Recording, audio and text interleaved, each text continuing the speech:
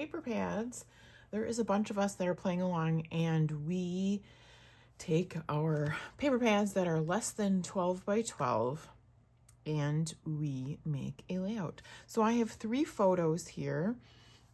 These are my hibiscus from the summer. And then here is this cool planter. My mom planted it for me with some flowers. And I got one shot of it at night from one side and then a shot during the day from the other side. So I'm going to document these. These papers I have set up on my Cricut. I'm going to cut out hibiscus, and my idea is to have, I'm going to take these and cut a kind of a border of the hibiscus, and the inside will be each of these different colors. The gray came from this neutral, it's color back. So there's that, there's 6 by 6. And then I have just a small collection, I think a small collection of 6 by 6 paper pads. This is from a yard sale, and this is Studio Calico. So that's where these 2 are from. And then I have Pink Paisley Whimsical. So, and that's from the bottom too. So I just wanted to show you how I have these laid out onto my mat. If I'm good, I will have up in the corner the shot of how I scanned the mat and then laid out each flower, so that this is going to cut it out all at one time. The Cricut believes it to be one color. That's the way you have to do it, but you can get locations and it knows where to cut them exactly. So let's get scrapping. The snap mat was the feature that I showed you up in the corner that I couldn't really remember the name. And these photos, I wanted to point out that there were succulents that were planted because I couldn't remember that. So I have these very gray hibiscus, which is not what I was going for. And I thought, but you gotta use, normally I would just go for a different colored piece of paper and cut it. But because I'm like limited to my 6 by 6 paper pads, I decided to ink them, and it turned out better than anything I could have hoped for. And it was a very happy accident, because if I had just used like pink paper, it just wouldn't have turned out the same. So the only thing I probably should have done differently was maybe make the insides the same color and the outsides different colors. I'm not really totally sure, but I like the way it turns out, so I shouldn't even dissect it like that. The color I'm using is Festive Berries, and I will show you. Okay, so I just used my brush on the first one, and now I cover up, and I'm just gonna spray.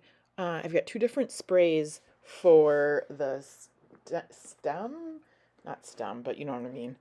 Mustard seed and Distress Oxide spray, and then Dylusions shimmer spray. It's Pure Sunshine, and it is just fun how it turns out. And I'll do the other 3 flowers exactly the same way. And then I will use those other pieces I cut out as the middle of the hibiscus. And it's just fun. I'm going to pull out 49 and Market Spectrum Sherbet pieces. And it's going to be a busier layout than what I normally do, but it works. I'm really happy with it. I'm really excited. It's not my normal style, but that's okay. I'm okay with trying new things. And it would be boring if all my pages in my books were the same, right? So look at that textured look of the ink. And there I'm just going to lay that down just to kind of see how it goes and put the picture on. And so here they are all done with the middles inked. And in real life, you can see more of a difference with the pink on the pink. And here I'm kind of surprised the way I laid these out. You can tell I wasn't looking, because those 2 of those look awfully similar. Now, in real life, again, they're different. One has polka dots and one doesn't.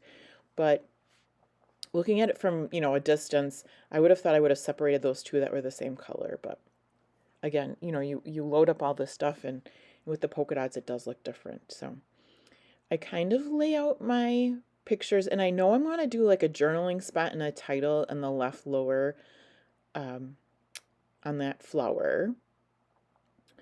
And I've got flare. I'm going to pick a flare for each one.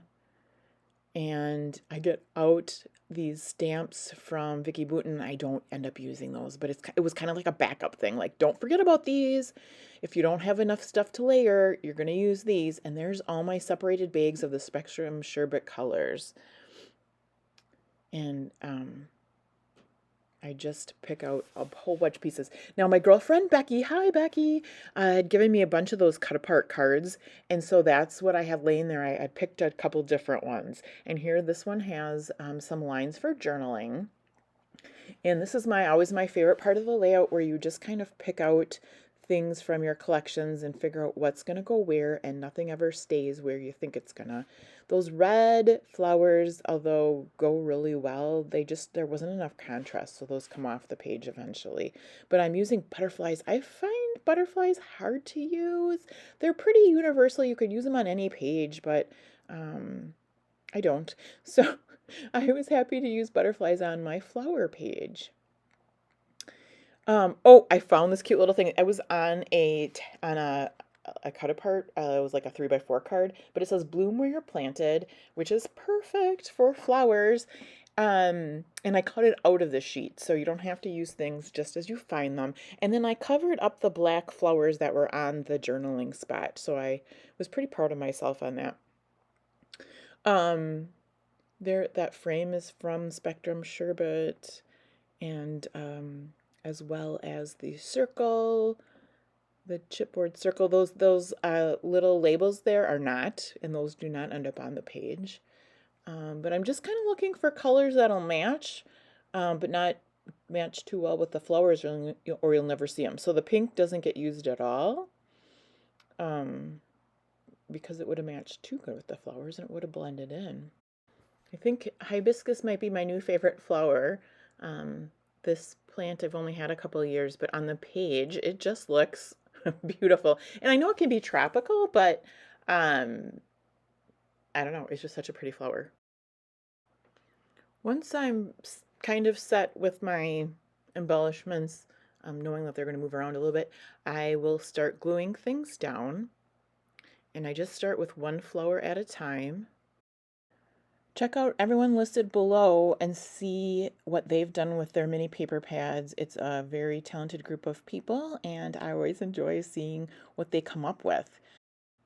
I'm always looking for new ways to use my mini paper pads, and they never disappoint me. So check it out. So when I'm trying to figure out what to put into each cluster, I am looking for similarities. So, but differences, because I don't want them to look each the same. So I'm looking for different colors in each group. I don't want like two yellow things in each group, although I think in the left upper corner you might see that right now, and that might get changed. And then there's two circular items in each group. A couple of them will have the little,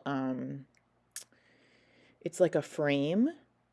And I think, if I remember correctly, I counted, and I think 2 of the clusters have 5 items and 2 of the clusters have 4. And I know it's supposed to be an odd number, but sometimes 3 looks like there's not enough there. I am going to have to use those Vicky Boutin stamps on a different page, because they're just so fun, like little doodly type images. Each one of the flowers, I'm trying to lean a different direction just to make it more interesting. That gray paper that I used is very super thin. But it worked. It all turns out good in the end. And I did the same thing with the photos, where I'm trying to, I don't want them to look uniform. I want to make them each look different. And then I probably kind of do my, I put my clusters on different parts of the photo as well, so it's not uniform and so it's different and gives a little bit of interest. Then I sneak this frame underneath the butterfly there. And then I've got the, the flare on top of that as well, under the butterfly, on top of the frame. And then the next frame goes up onto the right upper corner, under the planter.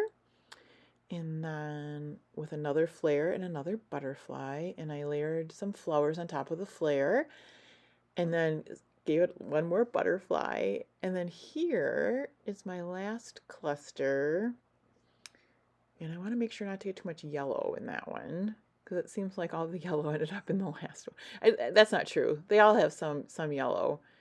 I just didn't want it to be all yellow. So I'll get the picture of the flower down, and then put the flare. What else do I got there? I see the butterfly. Oh, so this is a yellow chipboard circle that says special on it. That's from the Spectrum Sherbet collection from 49 and Market. And then I got there you go, a little green butterfly to bring some green up there. Get rid of the red flowers. And then the orange butterfly as well. So I think most of them got 2 butterflies. No, not the one with the journaling spot, but the rest did. And there. I'm just making sure everything's affixed down. I love it when I can get some mixed media on the page. There's nothing worse than having some mixed media and it dry out before you get to use it. Like I said, make sure to check out everybody that's listed below. I want to give a big old thank you to all my subscribers and everybody that leaves me a comment. Thank you so much. I love interacting and answering questions and just hearing your opinion and talking to people. I've made so many friends with this YouTube channel. It's just so great. So thank you so much. Have a fabulous day, and I will see you again soon.